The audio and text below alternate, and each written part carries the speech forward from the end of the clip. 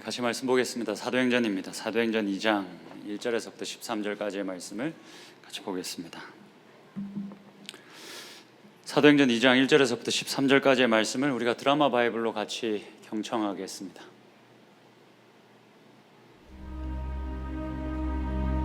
오순절날이 이미 이르매 그들이 다 같이 한 곳에 모였더니 호련히 하늘로부터 급하고 강한 바람 같은 소리가 있어 그들이 앉은 온 집에 가득하며 마치 불의 혀처럼 갈라지는 것들이 그들에게 보여 각 사람 위에 하나씩 임하여 있더니 그들이 다 성령의 충만함을 받고 성령이 말하게 하심을 따라 다른 언어들로 말하기를 시작하니라. 그때 경건한 유대인들이 천하 각국으로부터 와서 예루살렘에 머물러 있더니 이 소리가 나매 큰 무리가 모여 각각 자기의 방언으로 제자들이 말하는 것을 듣고 소동하여 다 놀라 신기하게 여겨 이르되, 보라, 이 말하는 사람들이 다 갈릴리 사람이 아니냐? 우리가 우리 각 사람이 난고 방언으로 듣게 되는 것이 어찌 됨이냐? 우리는 파데인과 메데인과 엘람인과 또 메소보다미아, 유대와 갑바도기아, 본도와 아시아, 부르기아와 밤빌리아, 애국과 및 구레네에 가까운 리비아 여러 지방에 사는 사람들과 로마로부터 온 나그네, 곧 유대인과 유대교에 들어온 사람들과 그레데인과 아라비아인들이라. 우리가 다 우리의 각 언어로 하나님의 큰일을 말함을 듣는도다. 다 놀라며 당황하여 서로 이르되, 이 어린 일이냐? 또 어떤 이들은 조롱하여 이르되, 그들이 세술에 취하였다. 아멘. 그럼 저희가 계속해서 사도행전 말씀을 같이 보겠습니다. 오늘은 설교 시작하기 전에 저희가 담임 목사님 소식을 먼저 좀 나누고 같이 말씀 나누면 좋겠습니다. 담임 목사님이 지난주 화요일 날 이제 입원했습니다. 이게 통증의 원인을 알 수는 없으나 이 통증이 너무 심해지셔서 일단은 모든 사역을 일단 잠깐 내려놓고 병원에 입원하셨습니다. 그래서 일단 당회는 담임 목사님이 회복되실 때까지 이제 좀 기다린다는 걸 이제 결정했습니다. 그래서 담임 목사님이 이제 입원하셨고 좀 쭉 치료를 받으시면서 이제 회복이 되셔야 돌아오실 수가 있습니다. 그래서 여러분들 계속 기도해 주시면 좋겠습니다. 많이 좀 기도해 주시고 관심을 가져 주시고 가능하면 목사님 힘내라고 좀 힘내시라고 카톡도 좀 드리시고 할 수 있으면 좋겠습니다. 그래서 제가 좀 담임 목사님이 힘드실 때마다 나연수 목사님이 대신 1, 2부 설교를 하셨는데 오늘은 제가 1부부터 지금 계속 설교를 하고 있습니다. 그래서 적지 않게 피곤합니다. 그러니 가만히 앉아 있지 마십시오. 나도 힘든데. 네. 하여튼 오늘은 제가 이 말을 꼭 해야 되겠습니다. 제가 사실 이제 1, 2부 하고 3부 또 똑같은 설교를 하는 게 이게 쉽지 않습니다. 그래서 힘들지 않을까라는 생각을 가지고 올라왔지만 또 그럼에도 불구하고 너무 귀하고 아름다운 여러분들의 얼굴을 다시 보니까 힘이 막 샘솟고 전혀 힘들지 않게 설교를 할 수 있을 것. 표정이 왜 그런? 샘솟고 이게 할 수 있을 것 같다는 생각이 듭니다. 그래서 너무 고맙고 역시 존재만으로도 귀하신 분들임이 확실하다는 생각을 합니다. 네, 그렇습니다. 아니 제가 요 근래에 이런 말을 많이 안 했지 않습니까? 그래서 온라인으로 이렇게 보시는 예배 참여하시는 분이 요즘 우울하냐고, 뭔 일 있냐고 이렇게 막 안부를 물어보셔가지고 제가 전혀 그렇진 않은데 또 이 말을 안 했더니 또 그렇게 생각하시는 분들도 있어서 또 여러분들이 보니까 기쁘기도 해서 이렇게 한번 해봤습니다. 이제 그만하고 말씀 나눌까요? 네, 알겠습니다. 여러분, 뭐 이제 사실 오늘 우리가 드라마 바이블로 봤지만 여러분들이 잘 아는 사건입니다. 성령 강림 사건. 이게 사실 너무나도 중요한 사건이고 그래서 우리들에게 유명한 사건이죠. 여러분들이 뭐 말 안 해도 잘 아시는 사건입니다.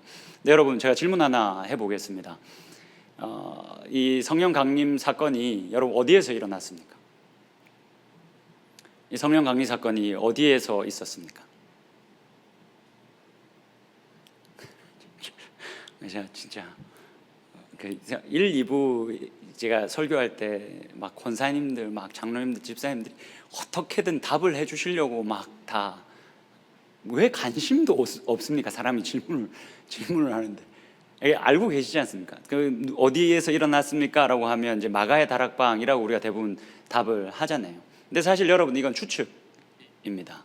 그러니까 이게 사도행전 12장을 근거로 해서 아마 이 성령이 임한 장소도 마가 요한의 어머니의 다락방일 거다라고 우리가 이제 추측하는 겁니다. 이렇게 추측하는 이유는 이 사건을 이제 저자 누가가 기록하면서 장소를 정확하게 언급하지 않고 있기 때문에 그렇습니다.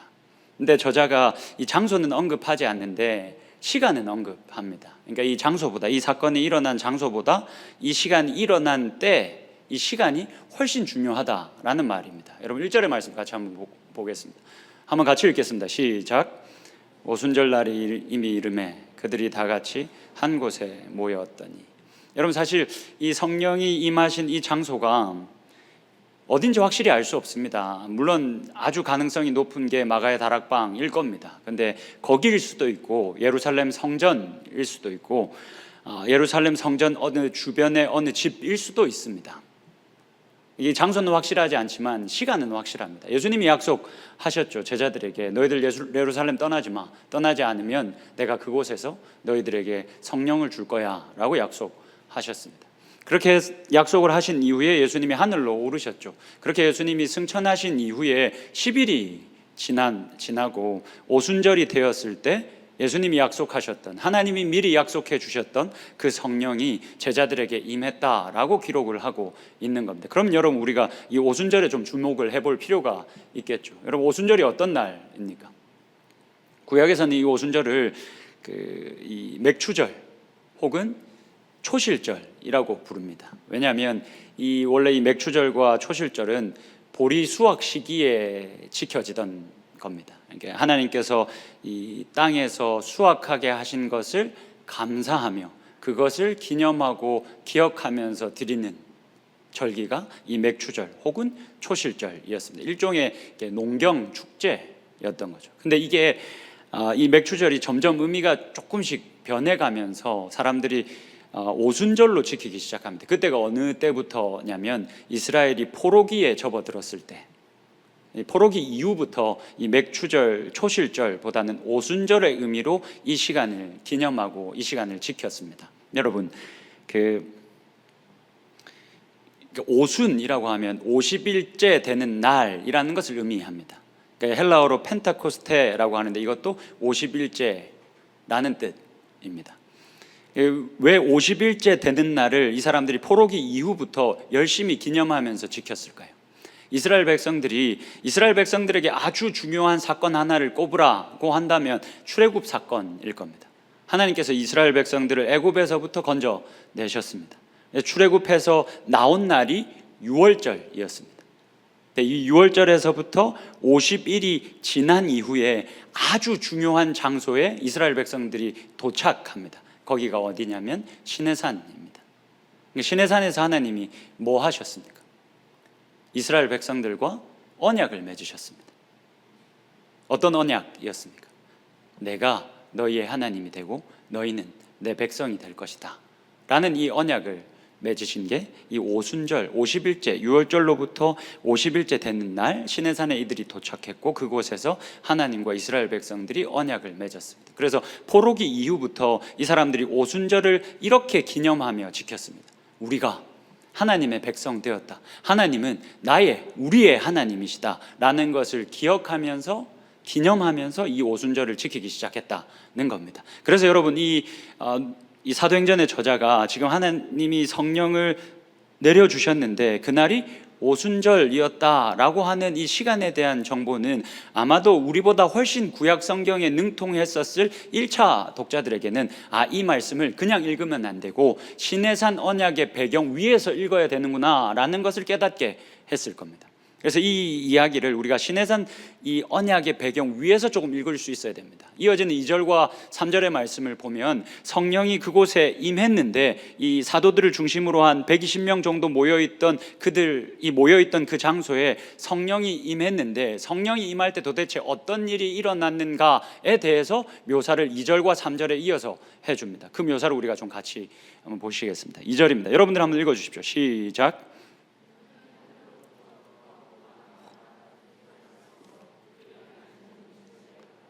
여러분, 이 사람들이 모여 있는 집에 급하고 강한 바람이 아닙니다. 급하고 바람 같은 것, 이게 뭐라 설명할 수는 없는데 아주 급하고 강한 바람 같은 것이 불었는데 그 온 집에 그 바람 같은 것이 가득했다라고 이야기를 하는 겁니다. 여러분, 여기서 바람이라고 번역되어진 단어가 이 숨을 내쉬다라는 동사에서 파생된 단어입니다. 그래서 이 단어를 바람으로도 번역을 할 수 있지만 사실은 숨으로도 번역을 할 수가 있습니다. 근데 여러분, 이 단어가 창세기에 가면, 특별히 이제 창세기 2장 하나님이 인간을 창조하실 때 이 단어가 동일하게 한번 사용됩니다. 언제 사용되겠습니까? 하나님이 사람을 어떻게 지으셨습니까? 하나님이 사람을 흙으로 지으시되, 흙으로 그 사람을 지으시면서 그 코에 생기를 불어넣으시니 그 사람이 생명이 된지라 라고 할 때 생기, 하나님께서 코에 불어넣으셨다는 그 생기, 이것이 오늘 본문에 등장하고 있는 이 바람입니다. 그러니까 하나님이 사람을 만드실 때 그 코에, 사람을 만드시고는 그 코에 하나님의 숨을 한가득 불어서 넣으신 겁니다. 그랬더니 그 사람이 생명이 되었다라고 말하고 있는 겁니다. 동일합니다. 이 사람들이 성령 내려주실 것을 기대하면서 한 자리에 한 곳에 모여 있습니다. 근데 하나님께서 자신의 숨을 가득 그 공간에 불어서 채우셨습니다. 3절의 말씀을 한번 보시죠. 마치 불의 혀처럼 갈라지는 것들이 그들에게 보여 각 사람 위에 하나씩 임하여 있더니, 불의 혀처럼 갈라지는 것들이 그곳에 모여있는 모든 사람에게 한 사람도 빠짐없이 그들의 위에 임했다라고 이야기합니다. 여러분, 불이 성경에서 무엇을 상징합니까? 출애굽기 3장에 보면 하나님께서 떨기나무 앞에서 모세를 부릅니다. 근데 그 떨기나무가 불이 붙어 있습니다. 근데 불이 붙어 있으나 그 떨기나무가 타지 않았다라고 기록합니다. 불이 붙었으나 타지 않는 그 떨기나무 앞에서 하나님이 모세를 부르시죠. 모세야, 모세야, 이 땅은 거룩한 땅이니 너의 신을 벗으라 라고 말하면서 모세를 가까이 부르십니다. 구약 성경에서 불이 자주 등장하죠. 무엇을 상징합니까? 하나님의 임재를 상징합니다. 또 하나 더 상징합니다. 여러분, 불은 하나님의 임재를 상징할 뿐만이 아니라 또 다른 하나를 더 상징하는데, 이사야서 6장을 보면 이사야가 소명을 받는 장면이 기록되어져 있습니다. 여러분들한테는 이게 익숙하지 않은 찬양일 수 있습니다. 그래서 여러분들이 1, 2부와 다르게 안 웃을 수 있습니다. 근데 1, 2부는 많이 웃었다는 말입니다. 또 막상 이렇게 해놓고 부르려니 좀 그렇긴 한데, 이게 들어보셨을 겁니다. 재단 숯불 내 입술에 대니 어찌 주저할까, 주여 나를 보내주소서, everybody 보내주, 이런 겁니다. 이런 겁니다. 이사야가 소명을 받을 때 그 불을 내 입에 갖다 대니 하나님께서 나를 깨끗하게 하셨다, 나를 그렇게 갱신하셨다, 나를 그렇게 정화하셨다 라고 고백을 하는 겁니다. 불은 하나님의 임재를 상징하기도 하지만 정화, 갱신, 회복을 의미하기도 합니다. 여러분, 이 2절과 3절의 말씀을 시내산 배경 위에서 읽어보면 이 내용을 여러분 우리가 어떻게 읽을 수 있겠습니까? 하나님이 시내산에서 이스라엘 백성들을 부르셨습니다. 그리고 그들과 언약을 맺으셨습니다. 언약을 맺으면서 그들에게 율법을 주셨습니다. 근데 그들이 그 언약을 제대로 지켜내지 못했습니다. 그 언약이 사실 이스라엘 편에서는 이스라엘 사람들의 신실하지 못함 때문에 언약이 파기되었다라고 봐도 무관합니다. 근데 그 언약을 하나님께서 붙잡고 계속 오시죠. 그러고는 지금 성령을 기다리고 있는 이들을 다시 불러서 이들에게 다시 언약을 맺고 있는 겁니다. 내가 너의 하나님이 된다, 그리고 너희는 내 백성이 될 것이다 라고 말하면서 이들에게 숨을 가득 불어넣으시고 성령으로 충만케 하시고, 그렇게 임한 그 성령이 이 한 사람 한 사람을 거룩한 하나님의 백성으로 만들어 놓고 있는 겁니다. 그렇게 여러분, 교회가 태동했습니다. 그렇게 교회가, 그렇게 새롭게 되어진 하나님의 백성들이 이렇게 출발했다 시작이 되었다라고 이야기를 하고 있는 겁니다. 여러분, 이 성령 강림 사건은 단회적인 사건입니다. 그러니까 한 번밖에 없을 사건입니다. 이걸 여러분 우리가 다시 이런 일들이 있었으면 좋겠어 라고 기대하면서 이게 다시 일어나기를 기대해서는 안 되는 일입니다. 다시는 없을 겁니다. 근데 이 성령 강림 사건은 단회적인 사건임과 동시에 상징적인 사건이기도 합니다. 왜 상징적인 사건이냐면 이후로 모든 교회들에게 내가 구하는 자들, 믿는 자들에게 아낌없이 똑같이 아무 차등 없이 성령을 마음껏 부어주겠다라는 약속이 담겨져 있는 상징적인 사건이기도 합니다. 여러분 누가복음을 보면 예수님이 이렇게 이야기하십니다. 아무리 악한 자라고 할지라도 자기 자식에게 좋은 것을 줄 줄 알거든 하물며 하늘에 계신 너희 아버지께서 구하는 자들에게, 여러분 이게 그 마가복음에도 등장합니다. 우리가 이거 아마 다뤘을 겁니다. 마가복음에서는 뭐라고 말하는지 아십니까? 예수님이 구하는 자들에게 좋은 것을 주시지 않겠느냐라고 기록되어져 있습니다. 근데 누가복음에는 뭐라고 기록되어져 있는지 아십니까? 구하는 자들에게 성령을 주시지 않겠느냐라고 기록되어져 있습니다.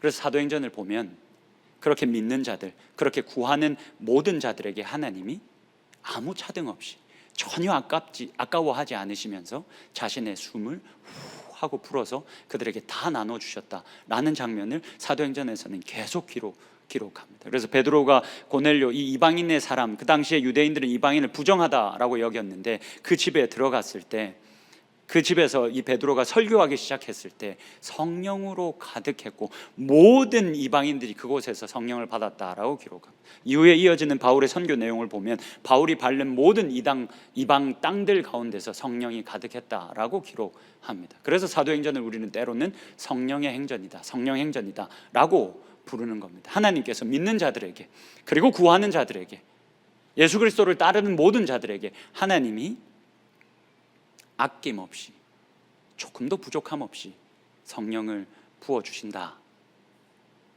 라고 확증해 주신 겁니다. 그러면 여러분 제가 질문 하나 하겠습니다. 그 대답이 밖으로 나올 것은 기대하지 않겠습니다. 속으로라도 한번 해 보십시오. 여러분 성령을 받았습니까? 여러분 성령 받으셨습니까? 여러분 이 공간에 우리가 하나님을 예배하기 원해서 이 공간에 모였을 때 하나님께서 우리가 이렇게 모일 때마다 하나님이 숨을 후 불어 넣으셔서 성령 하나님의 그 임재로 가득하게 하신다라는 것을 믿으십니까? 여러분 우리가 믿어야 합니다. 왜냐하면 사도행전이 무조건 그렇다라고 증언하고 있기 때문에 그렇습니다. 하나님은 우리들에게 아낌없이 성령을 주셨습니다. 그러니 여러분 의심할 필요 없습니다. 알고 있습니다. 여러분들이 얼마나 나가서 나쁜 짓을 많이 하는지 제가 잘 알고 있습니다. 저도 그렇습니다.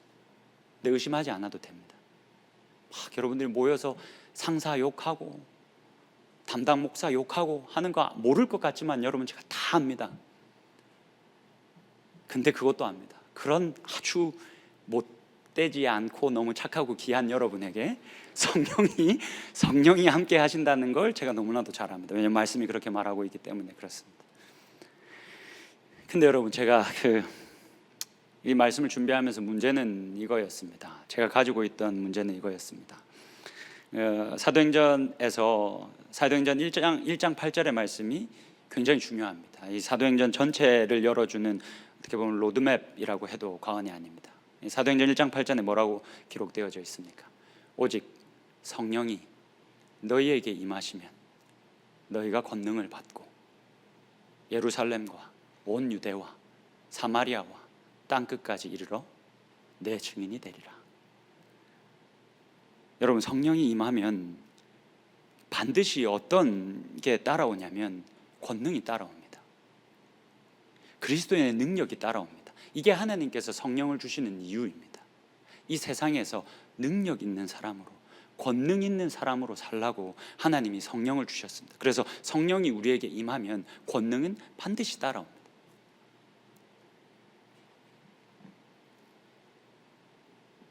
여러분 제가 이렇게 어쨌든 딱 서 있지 않습니까? 이 목사로서의 권능과 능력이 보이십니까? 가소롭습니까? 이거 뭐 제가 사실 웃기려고 준비한 거였는데 뭐 1부, 2부 때도 했으니까 해보겠습니다, 여러분. 뭐 안 웃어도 됩니다. 어제 담임 목사님이 전화하셨습니다. 몸이 안 좋으셨는데 조금 좋아지셨답니다. 그래서 전화하셔가지고 이제 1부부터 해야 되니까 걱정이 많이 되셨나 봅니다. 그래서 뭐 이런저런 이야기를 하셨습니다. 뭐 제 설교에 대해서도 코멘트를 좀 해주시고요. 그러면서 이제 목사님 하셨던 말씀이 아니 제발 설교할 때 그 밥 굶은 사람처럼 좀 하지 마라. 힘 하나 없이 뭐 그렇게 맨날 그 막 이렇게 힘 하나도 없는 사람처럼 좀 설교하지 마라. 좀 힘 있게 좀 이렇게 하라고 하셨습니다. 그래서 뭐 알겠습니다 하고 이제 전화를 끊었는데 여러분 제가 그 스마트워치를 차고 있는데 요거 저때 그 종환이가 알려줘가지고 심박수에 따라 스트레스 지수를 알려주는 게 있습니다. 그러니까 제가 그 전화 받기 전에는 계속 조음, 매우 조음이었거든요. 근데 그 전화를 받고 나서 한 5분 후에 알람이 땡 울렸는데 과부하가 뜨더라고요. 굉장히 힘든 시간이었습니다. 여러분 뭐 제게 능력이 잘 안 보이시겠지만 여러분들은 어떻습니까? 성령이 임하면 권능을 받습니다. 그러니 우리가 성령이 우리들 안에 없다라고 할 수 없거든요. 근데 우리에게 성령이 임했으니 우리도 권능이 있어야 됩니다. 능력이 있어야 됩니다. 세상이 우리를 감당할 수 없어야 합니다. 그래서 제가 고민했던 게 왜 나는 세상이 감당을 못하는 사람이 아니라 내가 이 세상을 왜 감당 못하겠지? 왜 내게는 이런 권능이 없는 거지? 성령이 내게 있는 게 확실한데. 여러분은 어떻습니까? 여러분 우리가 피할 수 없거든요. 초대교회 성도들은 분명히 권능이 있었습니다. 여러분 이 사람들이 1세기에 성령을 받습니다. 2세기와 3세기 동안 아주 강한 핍박을 로마로부터 받습니다. 근데 여러분 어떤 일이 일어나는지 아십니까? 4세기가 되면 로마에서 그리스도교, 기독교를 국교로 공인합니다. 근데 여러분 이 사람들이 단 한 번도 칼과 총을 들지 않았습니다. 그냥 로마 정부에서 때리면 맞고 죽이면 죽었습니다. 근데 4세기가 되면 기독교가 로마를 정복해 버립니다. 여러분 요즘 제가 진짜 재미있게 읽고 있는 책이 하나 있습니다. 이 책이 그리고 로마는 그들을 보았다라는 책인데 이게 왜 제가 요즘 되게 재미있게 읽고 있냐면 이 책에서 그러니까 2세기와 3세기에 살았던 실존 인물들인데 로마의 관료인 플리니우스, 그리고 로마의 지식인으로 알려졌던 켈소스, 그리고 로마의 과학자로 알려졌던 갈레노스라는 사람이 있습니다. 근데 이 사람들이 이 역사적 사료를 남겨 놓았습니다. 이 사람들이 쓴 글과 이 사람들이 쓴 서한이 지금도 남아 있습니다. 근데 그 역사적 사료들을 다 훑어보면 간혹 기독교에 대해서 언급하는, 그리스도교에 대해서 언급하는 부분들이 있습니다. 그래서 그것을 다 모아서 당시의 로마 사람들은, 당시 예수를 믿지 않았던 사람들은 기독교를, 그리스도인들을 어떻게 바라보았는지에 대해서 쓰고 있는 책입니다. 그래서 제가 이게 너무 재밌게 읽고 있습니다. 여러분 그 책의 일부분을 우리가 같이 한번 보겠습니다. 잘 한번 보십시오. 이게 처음에는 이해가 안 될 텐데 제가 설명을 드릴게요. 잘 보세요. 사람들이 종교를, 그 당시의 사람들이 종교를 국가 정체성의 숨결을 불어넣는 과거에 살아있는 유산으로 보았다면, 만약 종교가 국가 정체성의 숨결을 불어넣고 또 과거에 살아있는 유산이다 라고 이 사람들은 종교를 그렇게 인식했습니다. 여러분 이게 무슨 말이냐면, 당시에 이 로마 사람들은 종교는 반드시 우리가 가지고 있는 이 사회의 질서를 이롭게 하고 더 견고히 하는데 이바지해야 한다. 이게 좋은 종교고 바른 종교다라는 인식을 가지고 있었다는 겁니다. 그리고 또 하나는 이 사람들은 그 오래된 가르침이 참된 가르침이다라는 인식도 있었습니다. 그러니까 오래된 종교가 아주 올바른 참된 진리를 가르치는 종교다라는 인식을 가지고 있었다는 겁니다. 근데 기독교는 이 두 가지 조건에 다 맞지 않았습니다. 이 사람들은 당시에 이 나라의 왕이나 황제를 다 신의 아들이라고 인정하고 그렇게 노래했지 않습니까? 근데 기독교인들은, 그리스도교 사람들은 그렇게 하지 않았습니다. 오직 우리의 유일한 왕은 여호와 하나님밖에 없으시다 라고 하면서 반기를 들고 그렇게 사회의 질서를 무너뜨렸습니다. 그리고 이 기독교는 어떤 종교였습니까? 유대교라는 아주 오래되었다라는 그 종교에서부터 반기를 들고 나온 신흥 종교였습니다. 그러니까 오래된 가르침, 이 참된 가르침을 배반한 자들이었다는 겁니다. 그러니 로마 사람들이 볼 때 이 기독교 그리스도인들은 박해할 이유가 충분했다라는 겁니다. 제가 좀 더 읽어드릴게요. 그들이 경건을 이해했던 방식은 팔레스티나, 이게 이제 팔레스타인입니다. 막 일어난 새 종교와 충돌할 수밖에 없었다. 그리스도인들은 자신들만 옳다고 여기며 공동체를 배척했고, 그러니까 세상의 질서를 반대했고 배척했고, 새로운 사상과 관행을 만들어내는 것도 모자라 그것만이 옳다고 완고하게 주장하는 광신자들이었다. 이게 로마 사람들의 눈에 비친 그리스도인의 모습이었습니다. 사회의 질서를 어지럽게 하고 미신을 쫓아 잘못된 것을 막 목숨까지 내걸고 믿는 자들, 그런 광신도들, 이게 로마 사람들이 바라보던 기독교의 모습이었습니다. 그러니 주후 200년과 300년 그 시간 동안 얼마나 기독교인들을 많이 두들겨 팼겠습니까? 얼마나 많은 기독교인들을 죽였겠습니까? 근데 여러분, 이 사람들이 그거에 반항하지 않았습니다. 반항하지 않았는데 결국에는 로마를 정복했습니다. 여러분, 어떻게 이런 일이 일어났을까요? 다시 제가 가지고 왔던 그 문제로 돌아가면, 여러분, 저는 성령을 분명히 받았습니다. 근데 때로는 제 삶에 너무 능력이 없고 권능도 없다라는 걸 자주 봅니다. 그래서 여러분, 제가 이 고민에 빠지면서 무언가 빠져있다, 이 성령과 권능은 반드시 따라오는데 내가 무언가를 빼뜨리고 있다, 빼먹고 있다 라는 것을 깨달았습니다. 근데 다행히 오늘 본문을 통해서 내가 무엇을, 이 성령과 권능의 사이에 있는 어떤 이 연결고리를 무엇을 빼먹었는지를 깨달았습니다. 여러분, 본문의 말씀을 조금만 더 봅시다. 여러분, 성령이 임했습니다. 그래서 이 사람들에게 놀라운 일이 일어납니다. 어떤 일이 일어납니까? 방언을 하기 시작합니다. 근데 우리가 알고 있는 그런 방언이 아닙니다. 뭐 랄랄라, 뭐 쪼쪼쪼 하는 그런 방언이 아닙니다. 아유, 고맙습니다. 반응해줘서. 사실 웃기려고 한 말이긴 합니다. 네. 그런 방언이 아닙니다. 각 나라의 언어로 말하기 시작했습니다. 그러니까 여러 지방에 있는 그 나라의 언어들로 이 사람들이 말하기 시작했다는 겁니다. 근데 그 각 나라의 언어로 이 갈릴리, 이 촌 사람들이, 이 당시에 갈릴리 사람들은 그냥 촌뜨기에 불과했거든요. 근데 이 사람들이 각 나라의 언어로 말하는 겁니다. 근데 각 나라의 언어로 말할 뿐만이 아니라, 여러분, 어떤 일이 일어났냐면, 그곳에 모인 유대인들, 그리고 각 지방에 흩어져 살던 유대인들, 그리고 유대교가 좋아서 유대교로 이렇게 개종한 사람들, 이방인들까지, 이 사람들이 각 나라의 언어로 말하는데 그것이 선명히 들렸습니다. 이 사람들이 뭐라고 말하는지를 이 사람들이 알 수 있었습니다. 여러분, 그 장면을 같이 한 번만 보시죠. 11절입니다. 11절과 12절을 여러분들이 읽고 제가 13절을 읽겠습니다. 11절과 12절을 좀 읽어주십시오. 같이 읽겠습니다. 시작.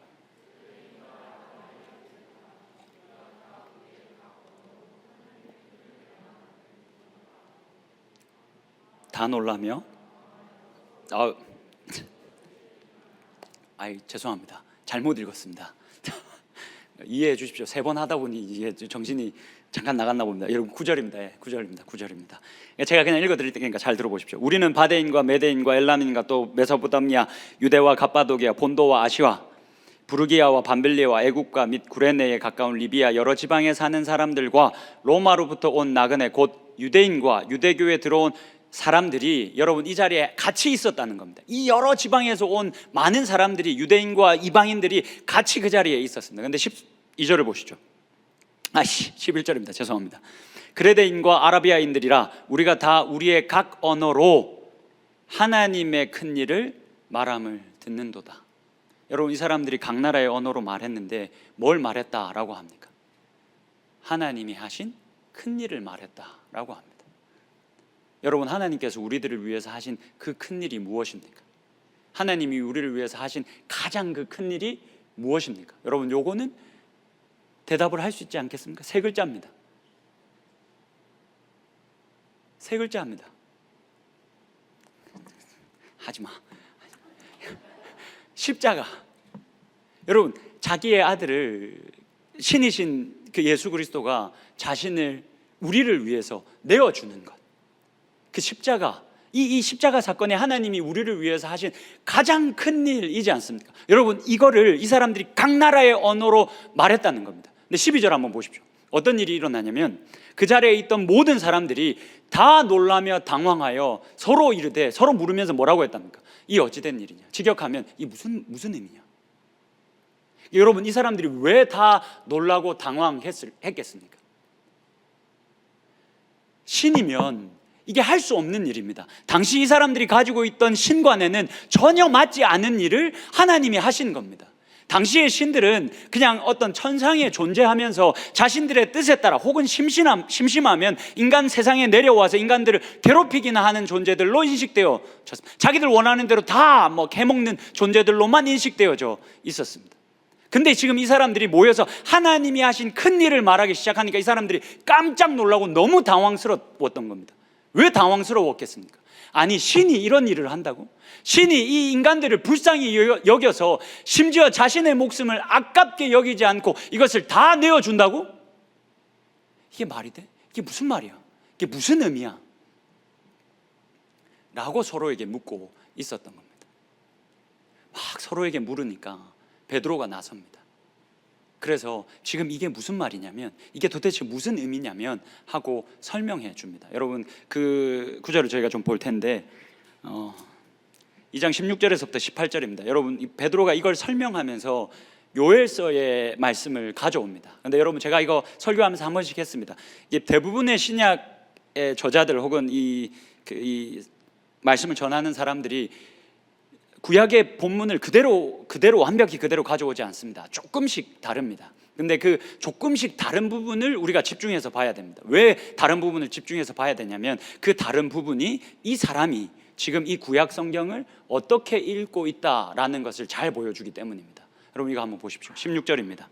이는 곧 선지자 요엘을 통하여 말씀하신 것이니 일러스되 하나님이 말씀하시기를 말세에 내가 내 영을 모든 육체에 부어주리니 너희의 자녀들은 예언할 것이요 너희의 젊은이들은 환상을 보고 너희의 늙은이들은 꿈을 꾸리라. 여기까지는 아주 비슷합니다. 근데 18절에 좀 다릅니다. 그때에 내가 내 영을 내 남종과 여종들에게 부어주리니 그들이 예언할 것이다. 여러분, 요엘서의 말씀을 보면 그들이 예언할 것이다 라는 말씀이 없습니다. 근데 베드로가 이 요엘서의 말씀을 어떻게 읽고 있습니까? 하나님이 성령을 우리들에게 부어주시면 아마 차등 없이 남종이나 여종이나 남자나 여자나 아무 가리지 않고 하나님께서 마음껏 부어주실 건데, 그렇게 마음껏 부어주시면 우리가 예언할 것이다. 우리가 성령을 받으면 권능도 당연히 받지만 우리가 성령을 받으면 예언도 한다. 제가 성령과 권능 이 사이에 있는 예언을 받들이고 있었다는 걸 깨달았습니다. 여러분, 이 예언이 무엇입니까? 성경에서 말하는 예언은 미래를 막 때려 맞추는 것을 의미하지 않습니다. 단 한 번도 성경은 예언을 그런 걸 예언이라고 말하지 않습니다. 여러분, 골로새서의 말씀을 한번 보십시오. 잘 한번 들어보세요. 이 비밀은 만세와 만대로부터 감추어졌던 것인데 이제는 그의 성도들에게 나타났다. 여러분, 잘 한번 들어보십시오. 하나님이 이전에는 하나를 비밀로 해서 만세와 만대로부터 감추어 놨다는 겁니다. 그래서 사람들이 쉽게 이걸 알 수 없었다는 겁니다. 그래서 이 비밀을 하나 탁 감춰 놓으시고 만세와 만대로부터 이걸 숨겨 놓으셨습니다. 근데 이제는 성도들에게 나타났다. 이제 성도들이 알게 했다라고 말합니다. 27절 보십시오. 이 비밀은 너희 안에 계신 그리스도시니 곧 영광의 소망이니라. 하나님께서 만세와 만대로부터 이걸 감춰 놓으셨습니다. 자신의 아들을 아낌없이 내어 주어서 이 인간들의 회복을 위해서 자신을 아낌없이 주심으로 말미암아 그 방법으로, 그 십자가의 아름다움과 그 십자가의 능력으로 내가 이 세상을 구원할 거야 라는 이 하나님의 구원 계획, 미래에 알려질 그 사실을, 그 비밀을 하나님께서 감춰 놓으셨다. 그리고는 예수 그리스도를 보내셔서 이제 모든 성도들에게 나타내셨다. 여러분, 예언이 이겁니다. 성령이 오시면 성령이 어떤 일을 하는 존재입니까? 요한복음 16장에 보면 성령이 오시면 너희들을 모든 진리 가운데로 인도할 것이다. 그렇게 하나님의 뜻과 계획을 너희들로 하여금 알게 할 것이다 라고 말합니다. 그러면 여러분, 예언은 뭡니까? 미래를 때려 맞추는 게 아닙니다. 하나님이 감춰 놓으셨던 그 십자가의 능력과 십자가의 그 아름다움, 그 낮음, 그 약함, 그 겸손함의 능력과 아름다움을 사람들이 눈이 가려서 못 보는데, 예언하는 자들은, 성령을 받아서 이제는 예언할 수 있게 된 자들은 그 아름다움을 보고 맛보고 그것을 선포할 수 있게 하셨습니다. 성령이 임하면 여러분, 우리가 권능을 받지만 권능을 받기 이전에 예언할 수 있는 능력을 하나님이 주십니다. 그 십자가의 능력을, 그 십자가의 아름다움을 바라볼 수 있게 하십니다. 여러분, 다음에 글을 한번 같이 보시죠.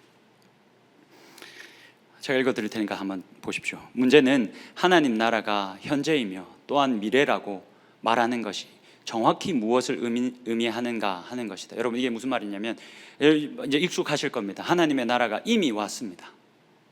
그러나 아직 완전히 임한 게 아닙니다. 이거 제가 여러분에게 차례 이야기를 했습니다. 근데 이미 임했는데 아직 완전히 임하지 않았다라고 말하는 이 말에 의미가 너무너무 중요하다는 겁니다. 이 말을 어떻게 해석하느냐가 우리들의 신앙생활에 너무너무 중요하다라는 말을 하고 있는 겁니다. 이 레슬리 뉴비긴이라는 사람은 그 영국의 신학자입니다. 근데 인도에서 선교사로 오랫동안 헌신하신 분입니다. 그 뉴비긴의 투교의 대답은, 그 사람은 어떻게 대답을 하냐면, 하나님 나라가 현재에는 숨겨져 있지만 미래에는 분명히 드러난다는 것이다. 이것은 불완전한 것과 완전한 것 사이의 차이가 아니다. 그러니까 여러분, 하나님 나라가 이미 임했는데 아직 완전히 임하지 않았다라는 말은 지금은 완전한 게 아니야 라고 말하는 게 아니라는 겁니다. 그저 보시면 숨겨진 것과 분명히 드러난 것 사이의 차이다. 하나님의 나라는 지금도 이미 완벽하게 임했습니다. 근데 이 나라 가운데는 계속 그 하나님의 큰 일의 그 비밀이 여전히 숨겨져 있습니다. 근데 예수 그리스도가 다시 오시는 날 하나님의 나라가 완전히 임하면 그 숨겨져 있던 것이 완전히 드러나게 됩니다. 그래서 바울이 뭐라고 말하냐면, 예수 그리스도가 다시 오시는 날 우리가 얼굴과 얼굴을 대면하는 것처럼 알게 될 것이다. 그렇게 숨겨져 있던 그 비밀이 우리들에게 확실히 밝혀질 것이다. 현재에는 그것이 숨겨지고 가려져 있다. 하나님 나라가 여기에 부분적으로 존재하면서 더 온전한 도래를 기다리고 있다는 문제가 아니다. 오히려 하나님 나라가 약함과 고난의 방식으로 온다는 의미에서 감추어져 있는 것이다. 여러분, 지금도 하나님의 나라는 완벽하게 완전하게 임했습니다. 그러나 하나님의 그 큰 일의 그 비밀이 지금은 여전히 가려져 있습니다. 그래서 하나님이 우리들에게 성령을 주십니다. 성령을 주셔서 예언하게 하십니다. 그 십자가의 능력이, 그 십자가의 아름다움이 무엇인지를 깨닫고 그것을 노래하고 그것을 선포하는, 그리고 그 십자가를 지고 살아가는 것. 여러분, 초대교회 성도들이 어떻게 그 핍박을 다 이겨내고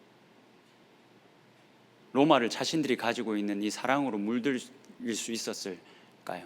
여러분, 이거 사실 뭐 제가 1, 2부 설교 때는 제가 자주 여러분들한테 이야기했었던 기독교의 발흥이라는 책을 가지고 설명을 했는데, 이건 뭐 여러분들한테는 많이 했으니까 이 이야기만 하나 하고 마치겠습니다. 제가 어제 국내 선교 기도회를 같이 이렇게 기도하다가 이 이야기를 같이 좀 내일 설교 때 나눠야 되겠다라고 생각이 좀 들었습니다.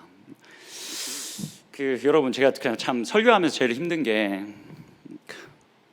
그 에피소드가 많이 없다는 겁니다. 그래서 여러분들을 만나서 뭐라도 생기면 한 번씩 이야기를 하는 겁니다. 그래서 제가 사실 이렇게 개인적인 이야기를 하는 게 늘 조심스럽고, 늘 하고 나면 후회가 되는 경우들이 진짜 많습니다. 근데 오늘 그냥 이걸 좀 해보면, 여러분, 우리가 이주민들에게 그리고 이제 무슬림에게 다가가서 복음을 전할 겁니다. 그러면 분명히 그 언어의 소통이 어려울 겁니다. 그것 때문에 우리가 한계를 많이 경험하고 어려움을 많이 느낄 수 있습니다. 근데 여러분, 이미 하나님께서 그 흩어진 언어를 하나 되게 하셨다라는 사실을 반드시 믿으셔야 합니다. 여러분, 이거 제가 여러분들한테 기억하실지 모르겠지만 제가 이걸 확실히 확인했던 순간을 여러분들에게 나눴던 적이 한 번은 아마 있을 겁니다. 제가 여러분 그 미국에 가서 공부할 때 제가 어쩌다 보니 그 미국 사람들만 모여 있는 그 선교적인 교회에 몸담게 되었습니다.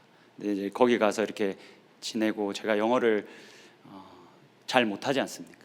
그러니까 제가 난생 처음으로 공동체에서, 저는 뭐 목사니까 항상 챙겨야 하는 입장이었으니까 난생 처음으로 공동체에서 어색함이라는 걸 맛봤습니다.